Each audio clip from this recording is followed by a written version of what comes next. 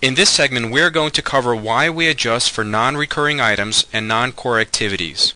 We typically adjust the company's reported operating income and cash flows to remove one-time items or non-core activities so that historical financial ratios will be more reflective of future performance. We also do so in order to help facilitate better peer comparability. However, we could also go the other way. That is, we may adjust the company's reported operating income and cash flows to include certain items that a company may characterize as non-recurring or non-core, but we view as normal operating expenses. For example, non-recurring items may include discontinued operations, or the effects of natural disasters such as hurricanes or earthquakes. It may also include a variety of other items such as gains or losses on asset sales or sale-leaseback transactions. It may include gains or losses as a result of a lawsuit, or perhaps one-time charges related to asset impairments, restructuring costs, or plant shutdowns. Our view of non-recurring may differ from a company's viewpoint by taking into account a company's history of such charges. It also takes into account the perceived need to address company-specific or industry-specific competitive needs, as is the case we often find with restructuring charges. In a similar vein, non-core activities may include separating a company from its manufacturing operations and other ancillary activities such as trading functions. Ancillary services or activities can distort measures of core operating performance unless certain adjustments are made. So we disconnect those activities so that we analyze them, or we're able to analyze them separately. Ultimately, whether or not to adjust for a non-recurring item and non-core activity is based on analytical discretion.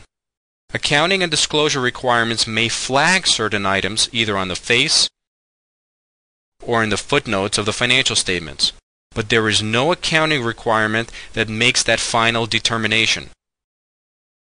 As such, because of the analytical discretion, there is an analytical adjustment that's made which could impact numerous industries. How do we adjust for non-recurring items, non-core activities? Since non-recurring items and non-core activities are accounted for just like any other recurring item, these items are found virtually anywhere in the financials, either on the face or in the footnotes. Oftentimes, for a public filer, valuable information is found in the MD&A section. On this slide, we show you an example of a company that reports several items of what we may determine to be items that are non-recurring in nature. On the face of the income statement, we have identified certain items, such as acquisition costs that are reflected here of $208 million, as well as certain restructuring costs that are expensed here of $487 million.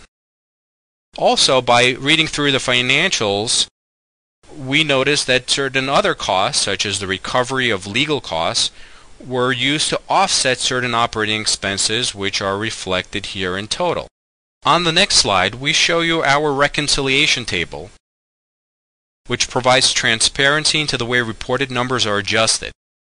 Here, you'll find these adjustments reflected in a row or several rows, indicating what those adjustments related to, as well as the amounts that are reflected here.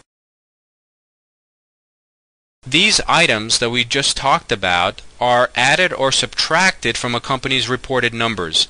In this case, they are adjusting EBITDA as well as the operating income that's reported by the company in order to arrive at S&P adjusted measures of EBITDA and EBIT, which are circled here. So in summary, why do we adjust for non-recurring items and non-core activities? Because we try to adjust historical financial ratios to be more reflective of future operating performance.